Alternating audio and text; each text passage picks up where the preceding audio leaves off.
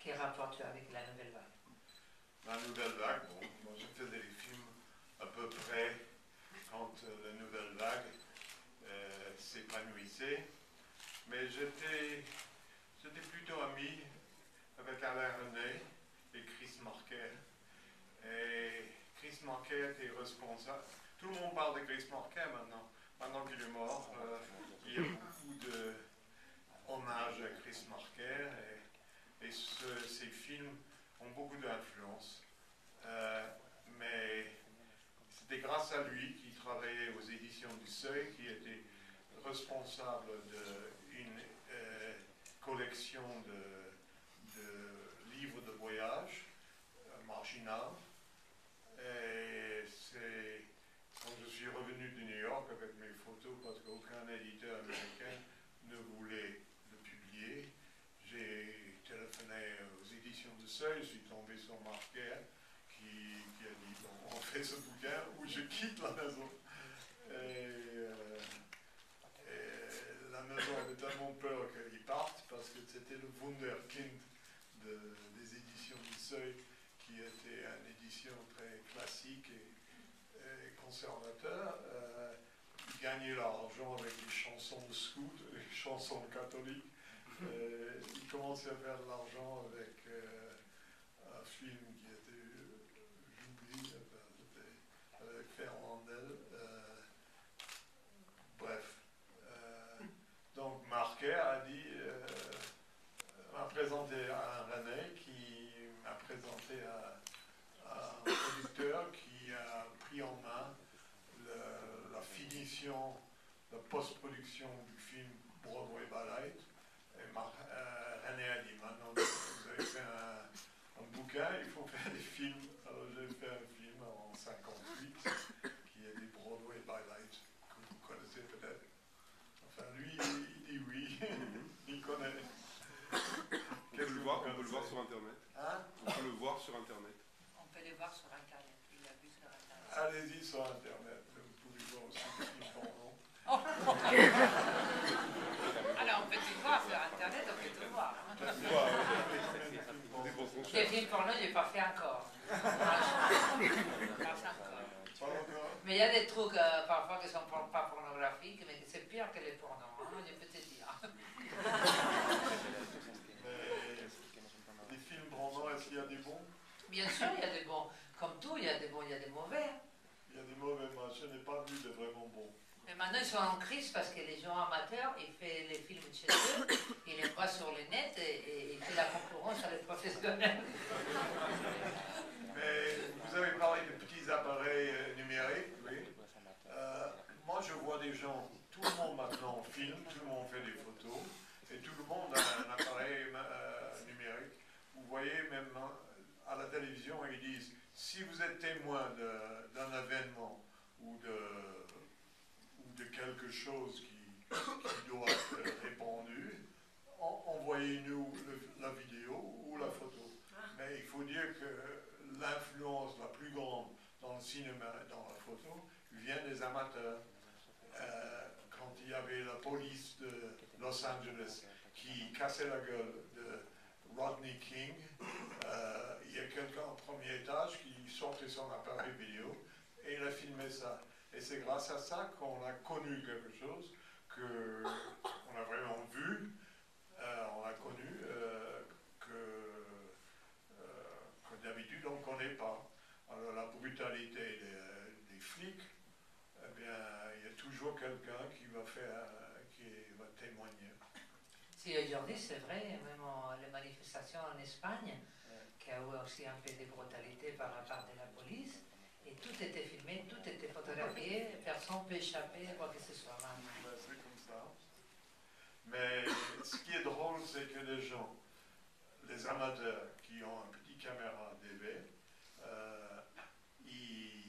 quand ils filment, ils font des mouvements de caméra à l'avant-garde qu'on n'ose pas dans le cinéma professionnel parce que c'est trop compliqué. On voit quelqu'un dans un mariage qui filme le gâteau de mariage, qui recule, qui filme le couple, qui filme les amis, qui vient en arrière, et tout ça dans un seul mouvement, parce que tout est net, tout est Autofocus.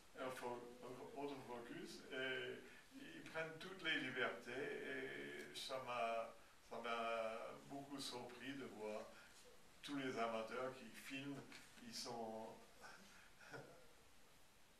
dans l'avant-garde de l'avant-garde. Parce que parfois, être inconscient, c'est le meilleur. Parce qu'on n'est pas conscient et on va droit.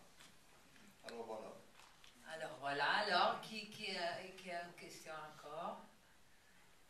Elle traduit pour moi, elle traduit en espagnol. Moi, j'ai un ordinateur qui traduit de l'espagnol en anglais. Mais pourquoi tu es né en France? Je ne suis pas né en France, je suis né à New York, comme tout le monde. Et voilà. Et j'ai suivi les élections. Je me sens coupé de l'Amérique et je suis très triste de ne pas voir beaucoup de choses qui se passent en Amérique. Mais j'ai suivi les élections jusqu'à 6 heures du matin. Et je suis très content qu'Obama a passé. Vous aussi en Espagne? Voilà, l'Espagne c'est le tiers-monde. En noir qui est président. Mais j'étais à New York à être filmé par la BBC parce que j'avais l'exposition à la Tate moderne.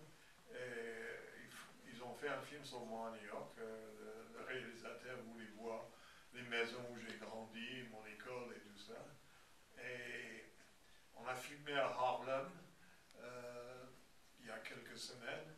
Et j'étais là avec un groupe de gens qui traînaient chez un coiffeur.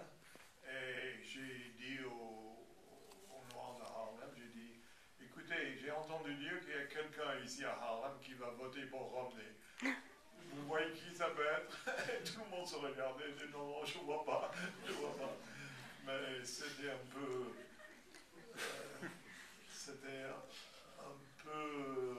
pour moi, de dire ça.